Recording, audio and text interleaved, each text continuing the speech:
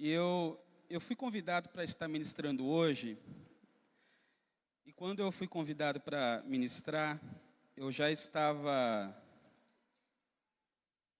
preparando algo sobre isso que eu vou dizer para vocês nessa manhã. Quando o que nos resta é a fé. Eu queria que você, junto comigo, fosse lá em Marcos capítulo 5. Evangelho de Marcos, capítulo 5. Quando o que nos resta é a fé. Esse mês foi um mês diferente para nós, um mês onde nós falamos muito sobre fé, milagres, falamos muito sobre essa resposta divina para as nossas vidas. E eu quero usar esse texto que está em Marcos capítulo 5, versículo 25.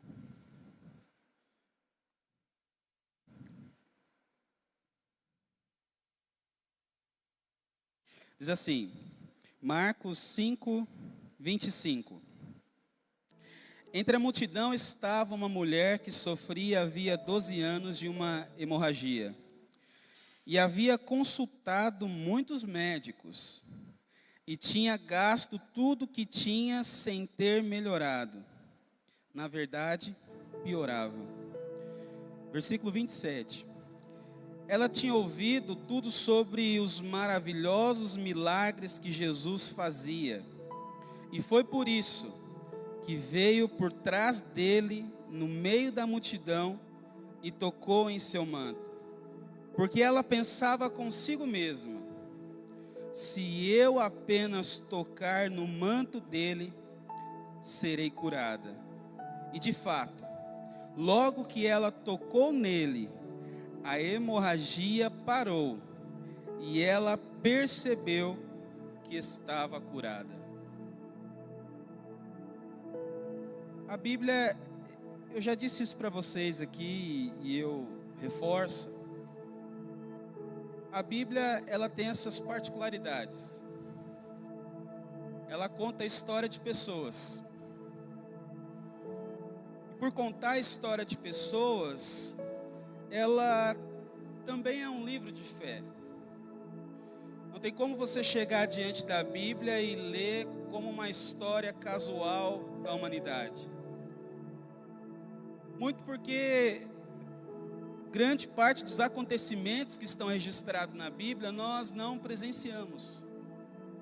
Fazem parte da história do povo hebreu e também de alguns escolhidos por Deus.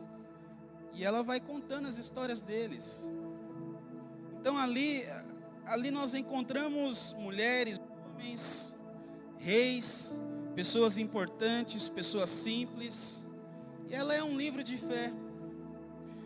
E nós se apoiamos na Bíblia porque ela conta a história de fé dessas pessoas.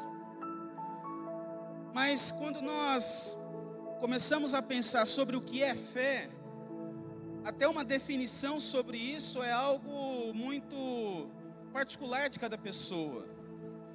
Seria fácil nós pegarmos o dicionário e no dicionário pegarmos a definição do que significa a palavra fé. Só que a palavra fé, ela é muito abrangente e muito mais ampla em relação ao próprio significado frio de um dicionário. Porque a Bíblia nos mostra que a fé, ela é exercida, ela é praticada, ela é vivida em vários ambientes.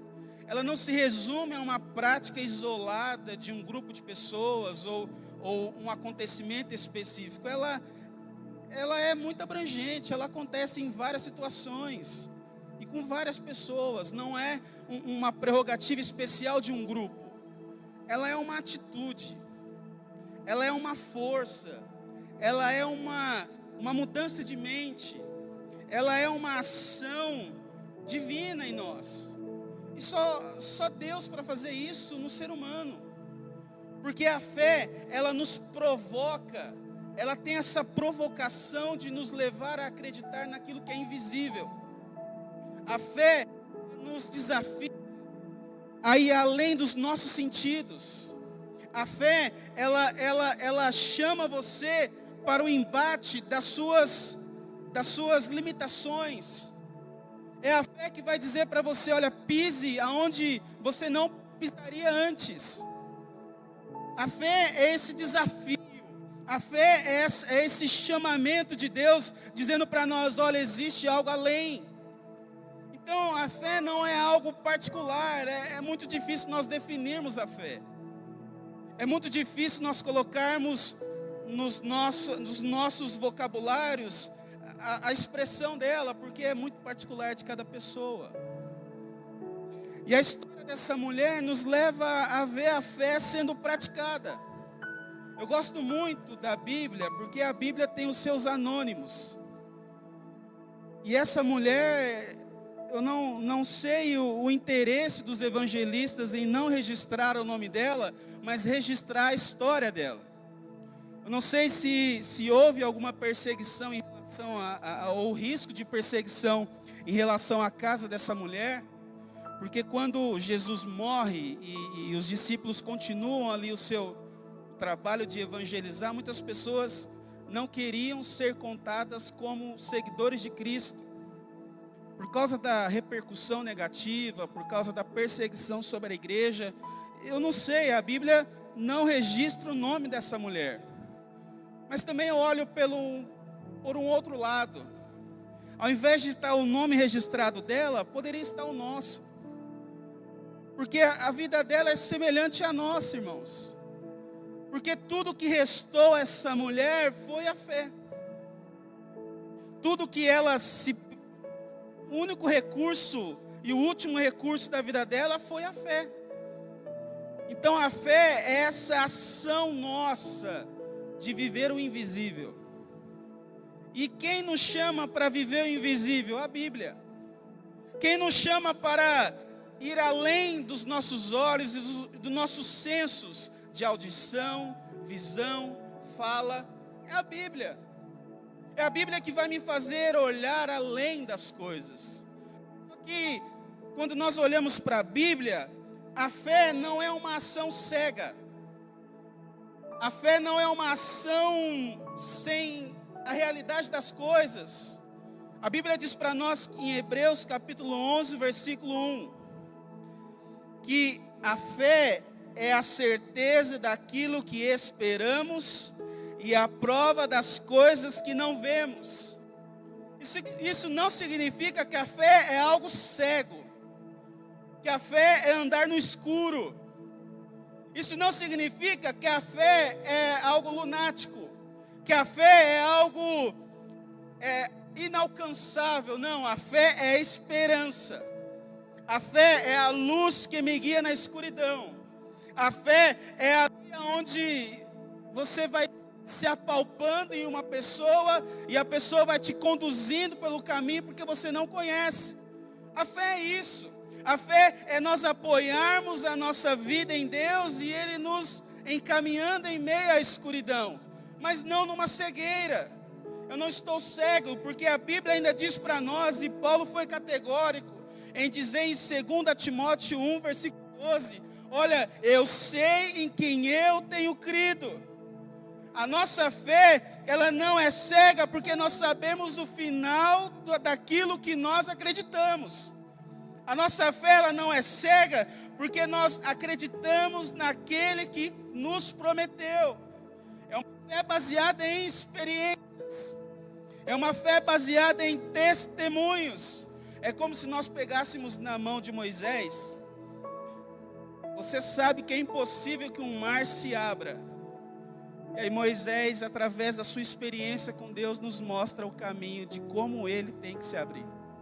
É como se você olhasse para os jovens, os 3 jovens que foram lançados na fornalha de fogo, e eles dissessem para nós, olha, a fé é você ser lançado lá e mesmo sendo lançado na fornalha, você ter a fé e a convicção de que Deus estará com você lá dentro do fogo e da perseguição e da adversidade. Isso é fé. Não é uma fé cega. É uma fé tutoriada por Deus. É uma fé caminhada por Deus.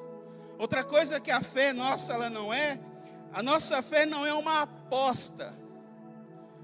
Vamos apostar para ver o que vai acontecer. Vamos jogar os dados e ver se a sorte combina e nos abençoa. A fé não é um jogar de dados. A fé não é brincar com realidades. A fé não é uma aposta onde um lado ganha e o outro perde. Não, a fé é a certeza daquilo que esperamos. Por que é a certeza? Por que não é uma aposta?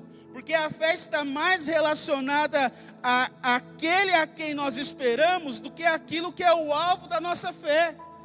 Eu acredito muito mais em um Deus que faz as coisas do que as coisas que Ele pode fazer. Eu acredito muito mais em um Deus que age do que o fim daquilo que Ele vai agir. Porque no sim ou no não, se Deus estiver presente, tudo dará certo. Então não é uma aposta se eu vou perder, vamos tentar a sorte. É como se fosse um tabuleiro onde a gente joga os dados e luta para dar uma combinação de resultados. Não, a fé não é isso. Se você aposta e usa a fé como aposta na sua vida, você vai se frustrar. Porque não é uma competição. Não é um favorecimento. Deus não vai te favorecer para que a outra pessoa saia prejudicada. A fé não é isso. A fé é o agir de Deus, é esperar em Deus. Porque quando nós esperamos em Deus, nós não somos frustrados. No sim ou não, nós entendemos o agir de Deus. Outra coisa que a fé nos mostra que a fé é relacionamento. A Bíblia diz que é impossível você dizer que acredita em Deus sem acreditar. Olha o que a Bíblia diz para nós: sem fé é impossível agradar a Deus, pois quem dele se aproxima precisa crer que ele existe e recompensa aqueles que o buscam. Hebreus 11:6. Fé é relacionamento. Fé é troca de experiências. É aquilo que Tiago vai dizer: chegai-vos a Deus e Ele se achegará a vós. Fé é isso. É uma crescente. As pessoas se aproximam de Deus para arrancar coisas. As pessoas utilizam a fé para alcançar soluções de problemas. Deus é muito mais do que os nossos problemas. Deus é muito mais do que a solução das nossas deficiências. Ele é muito além daquilo que nós esperamos ou imaginamos. Fé é relacionamento. Por quê? Porque é a fé que me provoca a viver e conviver com o invisível. Porque se nós não temos acesso e conhecimento de Deus, nós desprezamos aquilo que é espiritual. E Paulo diz para nós que, olha, quando nós temos a mente de Cristo, quando nós temos o Espírito Santo em nós, nós discernimos aquilo que é espiritual daquilo que é físico. E é em Cristo que nós vamos ter ali a realidade de algo que é invisível, que é metafísico, que os nossos sensos não alcançam. E aí a palavra do Senhor vai dizer para nós que, olha, é porque nós vivemos não pelo que vemos, nós vivemos não pelo que os sensores nossos nos mostram, nós vivemos por fé. E é um desafio, porque, irmãos, nós somos muito acostumados com aquilo que nós pegamos. Existe uma segurança em nós quando nós conhecemos o caminho. Existe uma segurança em nós quando nós sabemos aonde nós vamos. Há um tempo atrás, o meu amigo Charleston me convidou para ir para uma trilha. Comprei uma bicicleta e ele falou: vamos fazer uma trilha comigo. existia uma ansiedade tão grande no meu coração, eu não sabia o que eu ia encontrar. Nunca fui numa trilha de bicicleta. E aí era 00:20, eu acordei achando que já era 5 horas da manhã. Não dormi, irmãos, não dormi, ansioso, preocupado, porque eu não sabia o que eu ia encontrar lá. E aí a gente foi e eu vi que é algo simples, mas aquela sensação de insegurança, você não sabe o que vai te esperar ali. Achei que ia pegar umas serras, uns morros, e aquela insegurança me tirou o sono. Aquela incerteza me causou ansiedade, porque nós estamos acostumados a dominar as situações. Nós estamos acostumados a pisar em chão e sentir o chão que nós estamos pisando. Mas quando o nosso chão sai, quando nós temos que apoiar no invisível, quando você não vê respostas, quando à sua volta você está além daquilo que você domina, as suas sensações começam a bagunçar o seu interior. Insegurança, medo, desconfiança, incredulidade começam a fazer parte do nosso dia a dia. Então a fé é viver por aquilo que nós não vemos. A fé é acreditar naquilo que nós não estamos enxergando, mas esperar naquele que prometeu sobre o assunto que nós estamos colocando diante dele. É você chegar para Deus e falar: Deus, eu tenho isso diante do Senhor. É o que a palavra do Senhor vai dizer: olha, lançai sobre Ele as vossas ansiedades, porque Ele tem cuidado de vós. Eu não estou enxergando, eu não estou vendo, estou no escuro. Deixa Deus te guiar em meio a essa escuridão. Deixa Deus te conduzir em meio a essa escuridão. Por que é importante Deus guiar a gente em meio à escuridão? Porque a fé é lidar com o mistério. Nós vivemos em um momento da nossa geração que nós temos a falsa ilusão de que nós sabemos tudo e dominamos tudo. É aquela geração que tem resposta pronta para tudo. É aquela geração que você, com poucos cliques na internet, você consegue saber de todas as coisas. Mas uma coisa que a fé nos mostra é que ela é mistério. Por que ela é mistério? É aquilo que Efésios capítulo 3, versículo 20 vai dizer. Aquele que é capaz de fazer infinitamente mais do que tudo o que pedimos ou pensamos, de acordo com o quê? Com o seu poder que atua em nós. Significa que não sou eu que vai fazer algo, não depende de mim. Ou seja, a fé não é crédito. Existia um pregador famoso, gostava muito de escutar ele.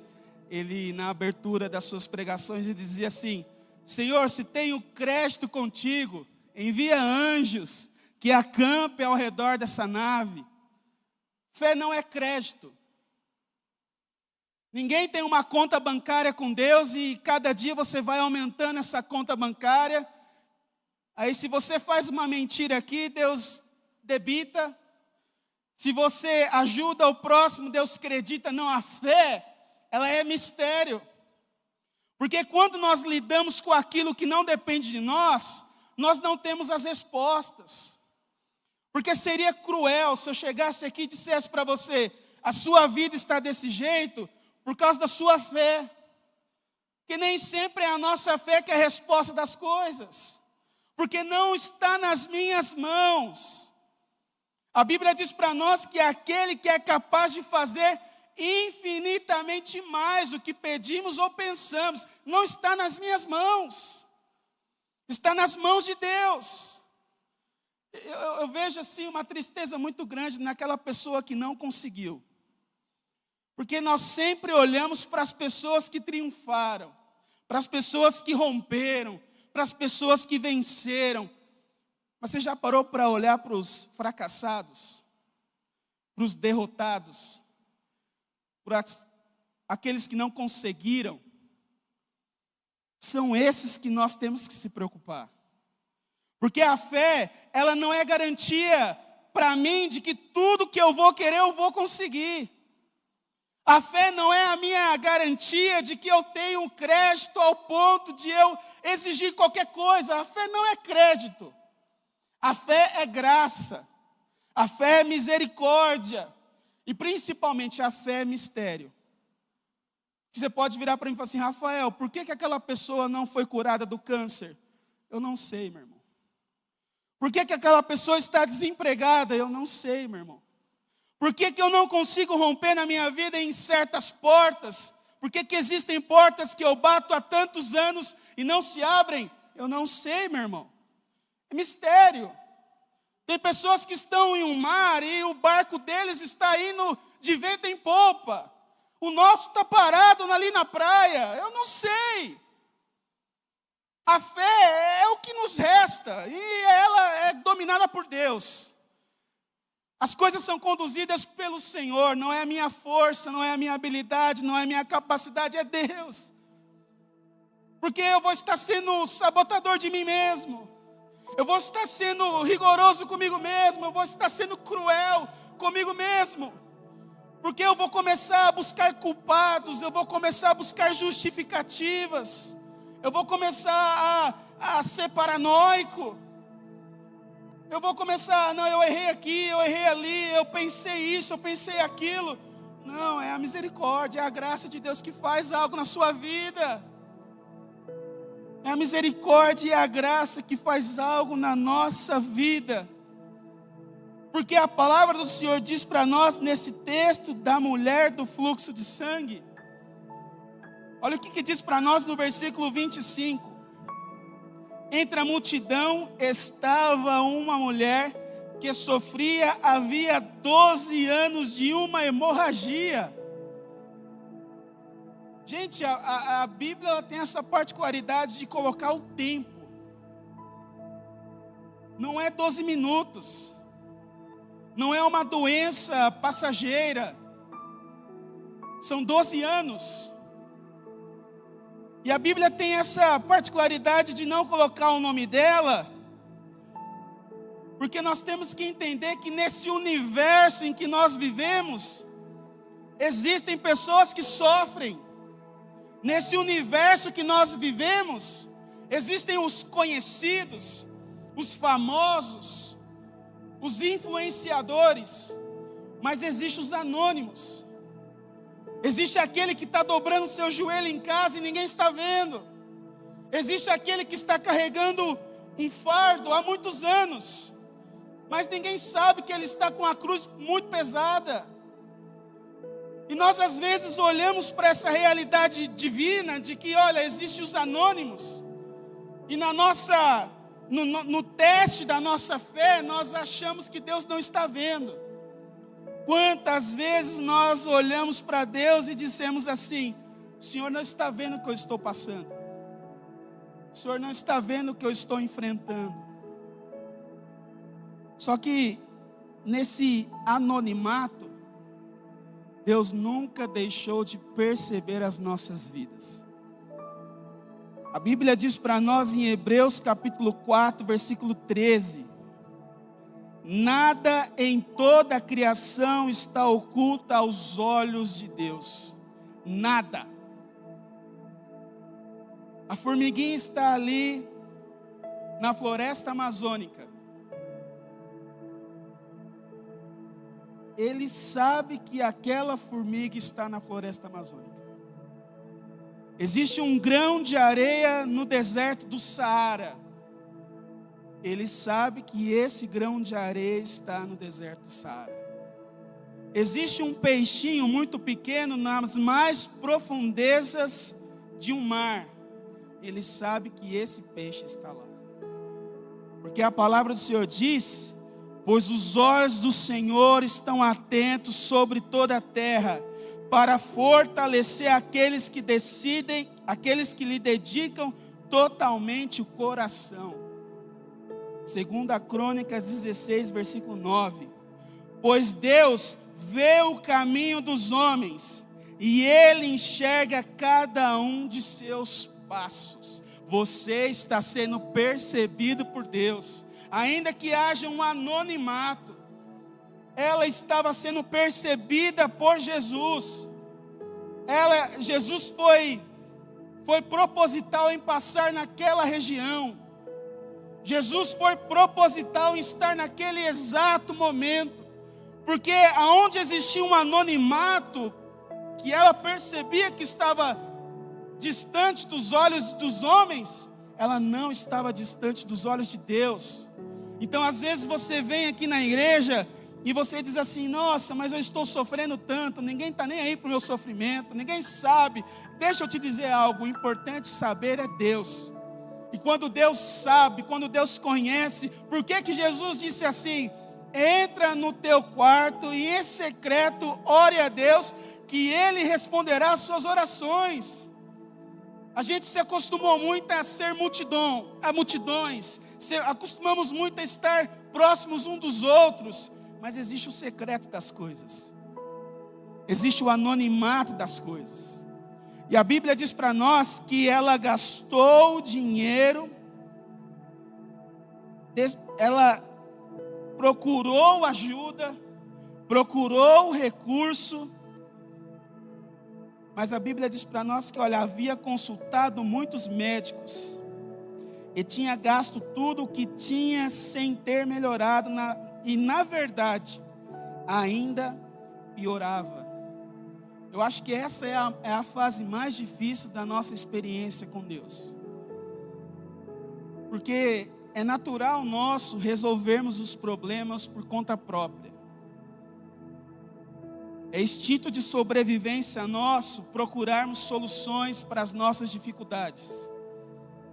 Assim como eu disse para vocês, enquanto você está caminhando e consegue enxergar os passos que você está dando, aquela sensação de que você está no controle da situação. Só que a Bíblia diz para nós que às vezes a situação ela se complica. Nos nossos esforços para resolver o problema, a gente começa a ver que as proporções deles são muito maiores do que nós imaginávamos. É aquela noite mais escura. É a hora que você para de tratar como brincadeira e começa a perceber que o negócio é sério. É aquele momento que você vira e diz assim: não, isso é à toa, depois eu vou no médico. Isso é coisa simples, deve ser um remedinho aqui, resolve. É quando a pessoa diz para você várias vezes: eu vou sair de casa, eu vou sair de casa, eu vou sair de casa, e de repente ela sai mesmo. É quando você olha para Uberlândia e fala assim: não, Uberlândia tem emprego demais, essa cidade aqui é grande, qualquer momento eu consigo um serviço, isso é coisa rápida. E aí você bate numa porta e não, bate em outra porta e não, bate em outra porta e não. É nessa hora, é por isso que eu gosto dessa mulher, porque ela é muito semelhante a nós. A gente começa a ver que as coisas estão sérias quando as nossas habilidades e recursos não estão resolvendo a coisa. Quando a sua sabedoria, a sua inteligência, a sua saúde física não está resolvendo a coisa. Quando você tenta de todos os lados e não consegue. E aí é a hora que o que nos resta é a fé. O que fazer quando não há o que fazer? O que fazer quando não existe plano B? O que fazer quando não é da forma como você imaginava? O que fazer quando a tempestade toma uma proporção tão grande que você acha que vai morrer mesmo? A Bíblia diz para nós que os discípulos enfrentaram uma tempestade e a sensação de morte estava muito presente. A Bíblia diz para nós algumas coisas. O que fazer quando não há o que fazer? Primeira coisa, calma. Calma. Desespero não leva a lugar algum. Inquietação não leva a lugar algum. Existe um versículo na Bíblia, eu gosto muito dele, que é Salmos 46:10. Diz assim: aquietai-vos e sabei que eu sou Deus. Por que Deus diz isso? Aquietai-vos. Em outras traduções diz: parem de lutar. Porque nós somos ansiosos. Nós metemos os pés pelas mãos. Nós colocamos o boi na frente das carroças. A gente sai desembestado, querendo resolver o problema e sair do problema. Só que quando a situação não está nas suas mãos, não depende de você, não está na sua força, não está nos seus recursos. Você não vai conseguir resolver sozinho. Nessa hora, calma. Eu estou tendo essa experiência atualmente. Calma. É difícil ter calma. A gente perde o sono, a gente não come direito ou come além da medida, a gente fica irritado, a gente não quer ver ninguém, não quer que ninguém nos ajude, mas a Bíblia está dizendo: aquietai-vos, para, calma, espera, pensa um pouco para organizar os seus pensamentos. Espera um pouco antes de tomar qualquer atitude. Calma. A palavra do Senhor diz para nós: o Senhor é refúgio para os oprimidos, uma torre segura na hora da adversidade. Os que conhecem o teu nome confiam em ti, pois tu, Senhor, jamais abandona os que te buscam. Calma. Não adianta você querer, é o que Paulo vai dizer, esmurrar o vento. Calma. Você não está enxergando, você não está vendo, seus recursos já acabaram. Está na hora de você parar um pouco e perceber o agir invisível de Deus nas coisas. Em uma conversa com o pastor Paulo, há um tempo atrás, em um café que nós tivemos, ele falou algo para mim que eu guardei no meu coração. Ele diz assim: aceite a graça de Deus. Porque nós somos orgulhosos. E a gente às vezes acha que não precisa da ajuda das pessoas em alguma situação. E Deus tem essa atitude de levar as pessoas até você. E em uma conversa com Ele, eu achei de uma sabedoria muito grande: aceite a graça de Deus. Porque se nós lembrarmos do barco onde os discípulos estavam e existia uma tempestade muito grande, eles não podiam fazer mais nada. E a gente tem essa falsa ilusão de ter a segurança das coisas. Calma. Não é você que está conduzindo as coisas, é Deus. Outra coisa que nós vemos que a Bíblia diz para nós: não tenha medo. Quando só restar a fé, o que fazer? Não tenha medo. A Bíblia diz para nós que, olha, Deus é nosso refúgio e nossa fortaleza, auxílio sempre presente na adversidade. Por isso não temeremos, ainda que a terra trema e os montes afundem no coração do mar, ainda que estrondem as suas águas turbulentas e os montes sejam sacudidos pela sua fúria. Não tenha medo. Por isso não tenha medo, pois eu estou com você, pois eu sou o seu Deus. Eu o fortalecerei e o ajudarei, e o segurarei com a minha mão direita vitoriosa. Isaías 41:10. Não tenha medo.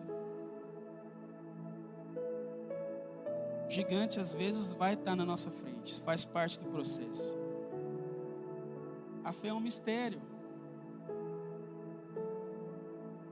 Eu acho que um dos momentos mais difíceis da vida de alguma pessoa quando essa pessoa pega um diagnóstico de algo muito sério,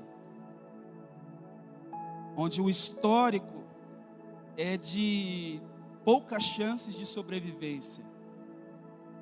E aí um médico vira para essa pessoa e diz assim: olha, vamos começar os procedimentos para vencermos isso. Deve ser muito difícil essa situação. Não sei se você está nessa situação de um diagnóstico que você recebeu essa semana. Eu não sei se você está numa situação de desemprego. Eu não sei se você está numa situação de divórcio, às portas de um divórcio, ou das suas angústias pessoais interiores, você que nos assiste, e vocês que aqui estão. Mas eu quero deixar isso para você. Não tenha medo. O medo paralisa, o medo bloqueia, o medo causa incredulidade. Mas a Bíblia diz para nós que o Senhor está conosco em todas as situações e não nos deixará sozinho. E por fim, o último recado que eu deixo para você é óbvio: tenha fé. Eu gostei muito de algo que a Nívia Soares falou em uma live essa semana. Não sei se foi essa semana, pelo menos eu vi o vídeo essa semana. Acredite na igreja. Acredite no que é pregado e no Evangelho de Deus. Tenha fé. Porque a fé muda a perspectiva das coisas. É a fé que vai nos fazer enxergar onde nós não estamos enxergando. Porque a Bíblia diz para nós, no versículo 28 do texto que nós lemos, que a partir do momento que ela soube, que ela ouviu que Jesus estava curando pessoas, a Bíblia diz para nós que ela mudou a sua perspectiva do seu problema. E diz assim: porque ela pensava consigo mesma: se eu apenas tocar no manto dele, serei curada. Ela ouviu. E a Bíblia diz para nós muito bem que a fé vem pelo ouvir e ouvir a palavra de Deus. Queria que você ficasse de pé nesse momento. Quem você tem ouvido? Quem você tem seguido? A fé muda a perspectiva das coisas. É lógico isso. A Bíblia diz para nós que ela gastou dinheiro com vários médicos. Se ela tinha dinheiro e condições de procurar médicos, você concorda comigo que ela procurou os melhores especialistas? Charleston aqui é fisioterapeuta, né? Você chegar para ele e falar assim: Charleston, eu machuquei, eu quebrei a perna. Eu quero andar amanhã, é possível? Ele vai falar: você está doido. Ele vai falar para mim até a forma científica da coisa, ó, porque o cruzado, direita ou esquerda, a tíbia, a fíbia, não sei o que lá, quebrou, rompeu. Fratura exposta, não tem como andar em um dia, 2 dias. Com certeza essa mulher teve o diagnóstico exato da sua doença. Os médicos falaram: olha, a gente tentou todos os recursos possíveis, mas o que você tem é isso.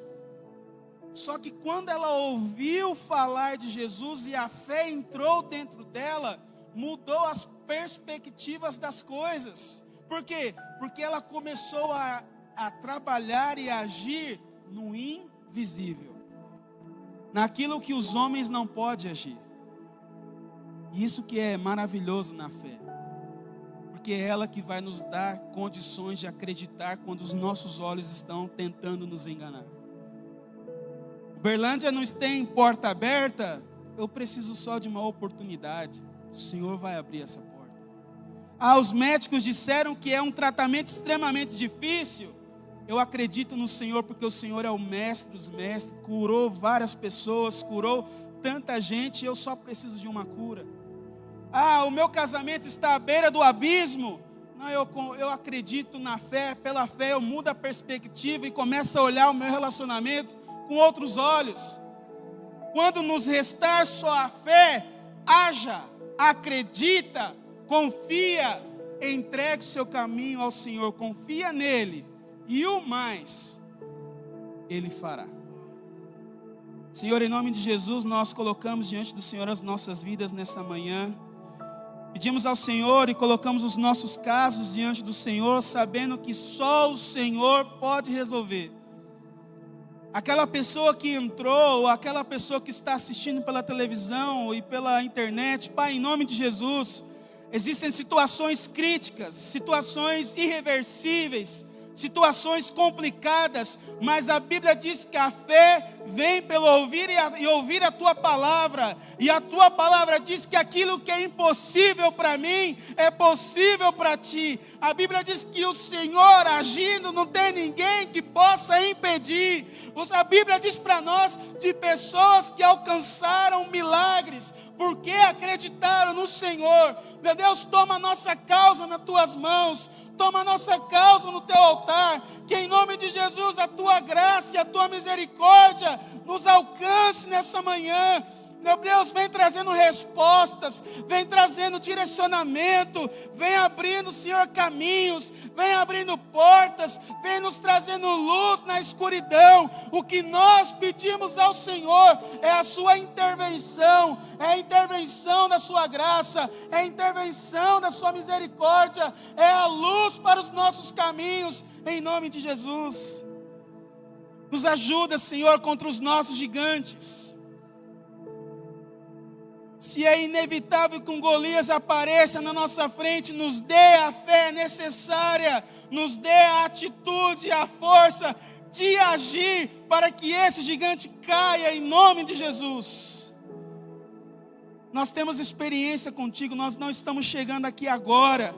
Nós sabemos o Deus que nós servimos, nós sabemos o Cristo que apareceu nos evangelhos, nós sabemos o relato dos discípulos e nós cremos nos milagres, nós cremos na Tua provisão, nós cremos no Teu socorro, nós cremos na Tua resposta, em nome de Jesus, em nome de Jesus, em nome de Jesus.